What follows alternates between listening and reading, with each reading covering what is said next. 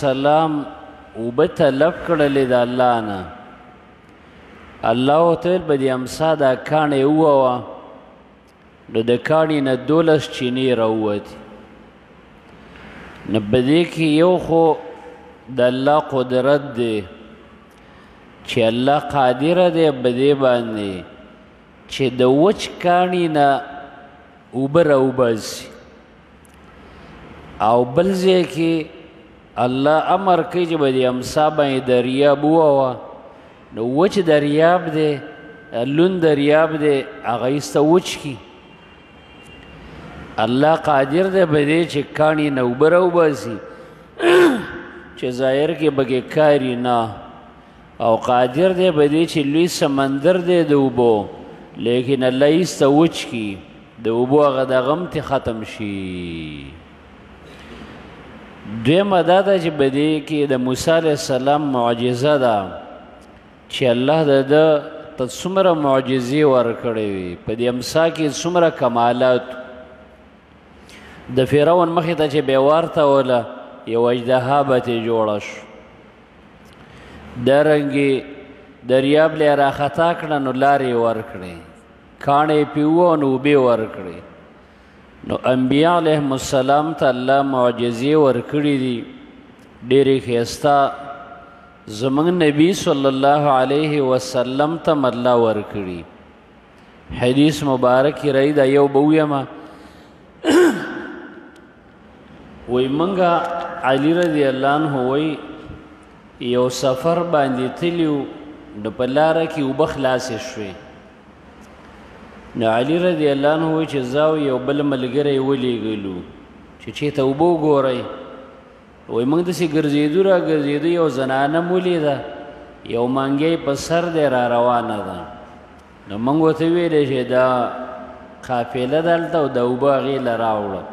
نو هغې انکار کوو، منګی هم دې وایي په زوره واخیسته او راموسته.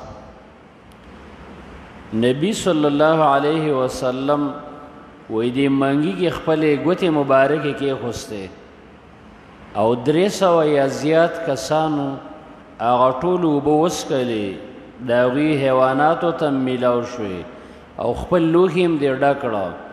او بیا هم دا زنانه وایي دا منګي نه د اوبه همداسې راخوټ کېږي. نو بیا د الله نبي وفرمایل چې چا څه لږ لږ څهي احسان ورله خلاص کړئ ولې ورکوئ. نو 300 کسانو یا دې نه زیات د یو منګوټي نه اوبه څښلي، او بیا هم منګي همداسې ډک دی. نو دې زنانه به ویل چې دا د الله نبي او په دې کلو باندې حملې کولې، خو د دې په کلي به حمله نه کوله. نو دا ډېره هوښیاره او خپل قوم یې راجمع کړ. ویل تاسو ته پته ده چې دا موږ ته ولې څه نه وایي؟ ځکه ده سره ما یو احسان کړی و، او دا ډېر ښه انسان دی، احسان د چا نه هېروي. راځئ چې ایمان راوړو. غونډې قوم یې راوسته او غونډو ته الله ایمان ورکړ. نو د الله د نبي 3000 کم و زیات معجزې د اهل علمو ذکر کړي چې دومره معجزې زموږ نبي ته م الله ورکړي. بیا درېیمه فایده دا ده چې اوس موږ دپاره چې د اوبو ته حاجت شي نو څه طریقه به کوو؟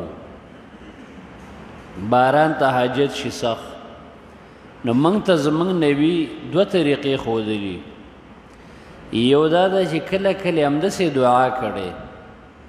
حدیث کې دي جمعې په ورځ ولاړو، خطبه کې یو سړی راننوت، ویلې د الله نبي هلکت الاموال، مالونه مه هلاک شو، ځمکې مه هلاکې شوې، فدعو الله، د الله نه سوال وکړه چې باران وکړي. خطبه کې د الله نبي دعا شروع کړه. الله وایي باران شروع کړه، بله جمعه بیا هم دغه سړی راننوت، ویلې د الله نبي هر څه یې غر کړه، د الله نه وسوال وکړه چې بندېږي، بیا یې د الله نه دعا وکړه. نو یو طریقې دا ده چې مسلمانان دې د الله نه دعا وغواړي چې الله باران وکړي، دا مشکل حل کړي.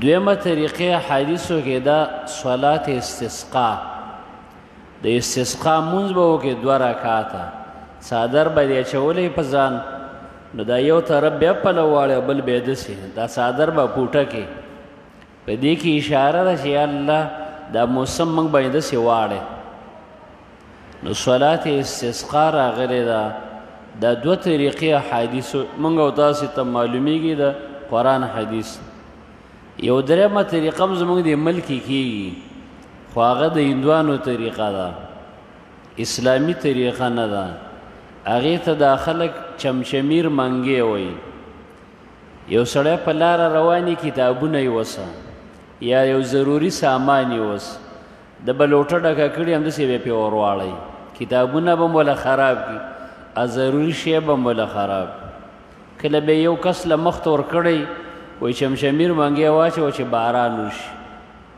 دا طریقه د هندوانو ده د مسلمانانو نه ده په دې طریقه باران غوستل دا د شریعت نه خلافه طریقه نو یا صلات استسقا وکړه یا د الله نه دعا وغواړه